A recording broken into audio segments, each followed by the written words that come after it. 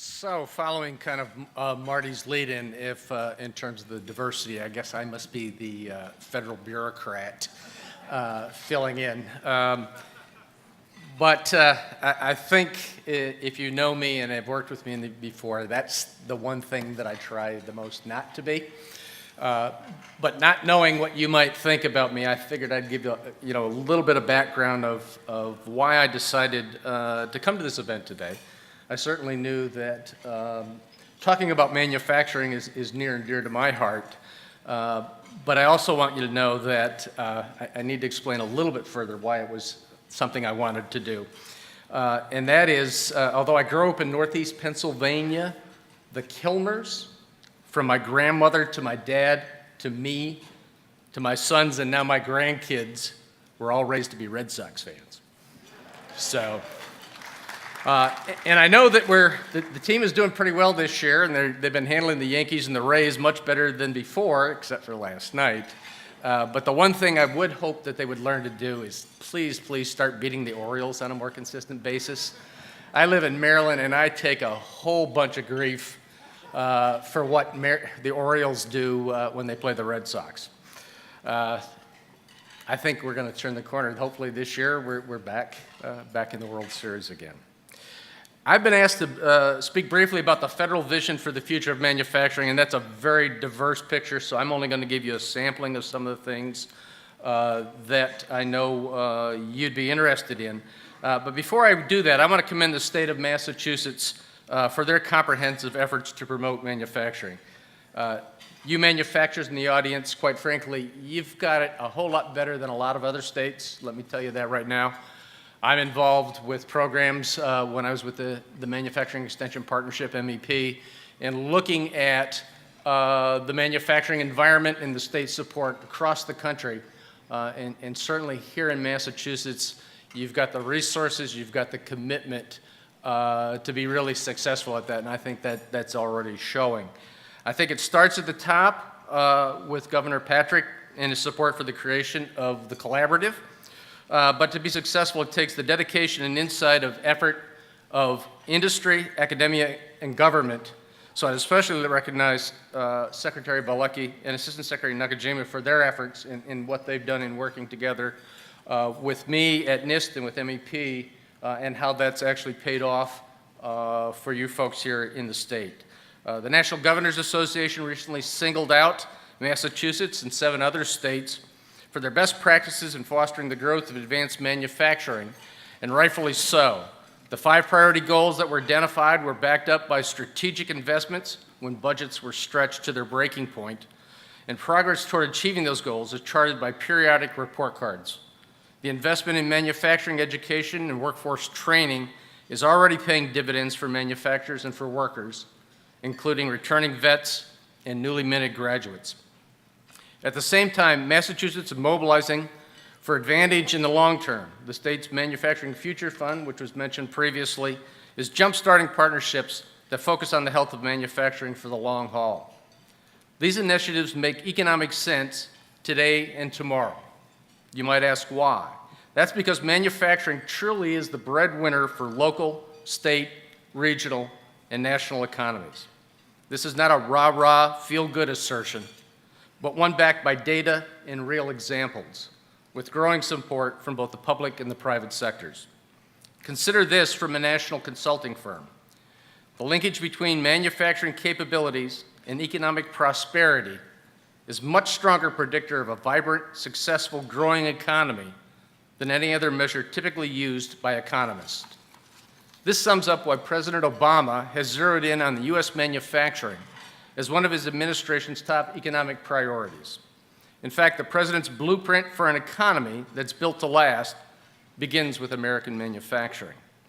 It was mentioned how long I've been at NIST and working in the manufacturing area, but so I do have a kind of a long-term perspective, but never in the 30-plus years that I've been involved in doing federal R&D on advanced manufacturing and robotics, and in leading the Manufacturing Extension Partnership, have I witnessed such a concentrated focus on manufacturing and its economic benefits, not only by the administration, but by the federal agencies, by Congress, and by the private research and policy organizations in Washington, D.C. After a decades-long infatuation with the service sector, when the famous quote was, "A dollar's worth of potato chips was deemed equivalent to a buck's worth of computer chips," there's a growing consensus that a thriving economy needs two parents: innovative manufactured goods supported by innovative services. In an innovation economy, cutting-edge services and advanced manufacturing processes and products go hand in hand. Unfortunately, this is not a well-kept secret known only in the U.S. Other nations are mobilizing to position their manufacturers at the head of the global pack of international competitors, and we are paying a price for their success. After ranking as the world's largest manufacturer for more than a century, the United States has lost ground to China in terms of the share of global manufacturing output. In fact, China's manufacturing value add increased at an annual rate of 18% between 2001 and 2011. It doubled every 4 years, while U.S. manufacturing output grew at an average annual rate that was 6 times slower, just shy of 3%. The U.S. also has slipped below Germany, South Korea, and Japan in rankings of manufacturing intensity, a critical indicator of future job-creating innovation. In Germany, the United Kingdom, Japan, China, and Taiwan are among the many countries that have programs designed to take the ideas, discoveries, and fledgling inventions, the beginnings of our new future products, and support their development and commercialization all the way to the market. The message, I think, is painfully clear. We have to pick up our manufacturing game here in Massachusetts and across the nation. The good news, though, is that we have begun this. After a decade of losses, more than 500,000 of American manufacturing jobs were added in the last 3 years, the strongest growth since the 1990s. And U.S. automakers and their suppliers report they are about to embark on a hiring spree. General Motors, Ford, Chrysler, Honda, and Mercedes-Benz plan to add more than 13,000 employees this year. And as a related outcome, major parts suppliers also report that they will increase their payrolls. In addition, several trends are converging to create new opportunities for U.S. manufacturing. These include increasing productivity of U.S. manufacturers, and you've heard a little bit about some of the technology advances that are happening in that sector. The rising labor costs in developing economies, rapid development of new technologies that result in market-disrupting products and processes, growing production of domestic natural gas as both an energy source and as feedstock, and an increasing desire to protect homegrown intellectual property. All of these factors are shifting the comparative advantages of global competitors. These shifts many predict will favor the U.S. manufacturing sectors, especially industries that produce high value-added, technology-based goods. We need to capitalize on these recent gains at home and to make sure that the international trends work to our advantage. The President's fiscal year 2014 budget request aims to do this through 4 key initiatives with one central goal. And that goal is to put the most advanced tools and resources in the hands of all U.S. manufacturers, regardless of their geographic location or size, and continually stoke the fires of innovation at the lowest possible cost through greater public-private collaboration. First, the budget includes the President's proposal for a $1 billion initiative to establish a national network for manufacturing innovation, a recommendation that came out of the PCAST report and the AMP group, or NNMI for short. You'll hear that acronym. We all love our acronyms. As highlighted in his last 2 State of the Union addresses, the NNMI will partner business and universities to create manufacturing innovation institutes across the U.S. These institutes will accelerate the adoption of new cutting-edge tools to boost our competitiveness and support American workers.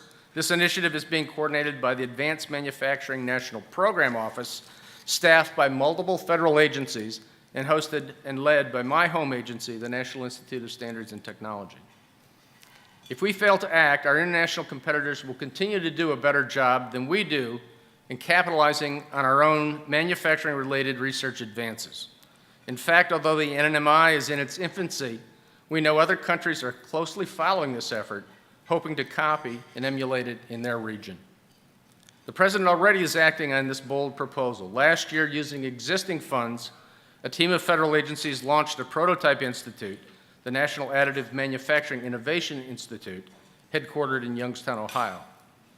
This year, he tasked the Departments of Defense and Energy to establish 3 more institutes for manufacturing innovation, again with existing funds. The Department of Defense will lead 2 of the new institutes, one focused on digital manufacturing and design innovation, and the other on lightweight and modern metals manufacturing. And the Department of Energy will be leading a new institute on next-generation power electronics manufacturing. Competitions for these 3 institutes are already underway, and if you're interested in learning more about them, I'd suggest going to the website manufacturing.gov. The President's budget also calls for $113 million to create an Investing in Manufacturing Communities Fund. This will be led by the Department of Commerce Economic Development Administration. The fund will serve as the centerpiece of an Investing in Manufacturing Communities partnership, a multi-agency initiative to reform economic development and reward best practices in developing manufacturers and attracting supply chains to U.S. communities. The partnership will ensure federal assistance supports policies that entice long-term private investment and growth, including specialized workforce training, research, and local infrastructure. Third, to help smaller U.S. manufacturers stay competitive, the budget calls for $25 million to launch a Manufacturing Technology Acceleration Centers, or MTACs, established through the Department of National Institute of Standards and Technology's MEP program. MTACs will provide technology adoption and commercialization assistance to help companies build highly effective supply chains in high value-added manufacturing sectors. Finally, the budget requests $21 million in funding for the Advanced Manufacturing Technology Consortia, or AMTEC, which also is managed by the National Institute of Standards and Technology. This program will help business and universities partner to support early-stage research and technology development in high-tech manufacturing-related industries. Besides the common theme of advanced manufacturing, the other approach and theme running through all of these is partnership, and we've heard that over and over again today through the collaborative. The focus right now within the federal government is on that collaboration, but it is very much so an industry-led, private-public, and although those word switch may seem like just something done in Microsoft Word, it really is very meaningful in terms of the focus of we want industry to be leading these changes. Now, for that to happen, that means you've got to participate. And so it's very critical that you do take advantage, and here in Massachusetts, you've got an opportunity that's already set up for you to be able to do that. This partnership approach is fundamentally important to the future of manufacturing in the United States. I mean, let's face it, beyond investing in innovation and advanced manufacturing, U.S. industry, universities, community colleges, and governments at all levels have to collaborate. We have to work together to be more effective and efficient in achieving our goals. Other nations already are doing just that, and they're getting better at it by the day. U.S. manufacturers, large and small, are competing not only against foreign companies, but against foreign governments. So my advice to all the manufacturers in the room is to set aside any preconceived notions and concerns about working with the government. Make industry-led partnership and collaboration a normal, profitable way of doing business. It will be these collective efforts that define the future of manufacturing in the United States. And with that, I thank you.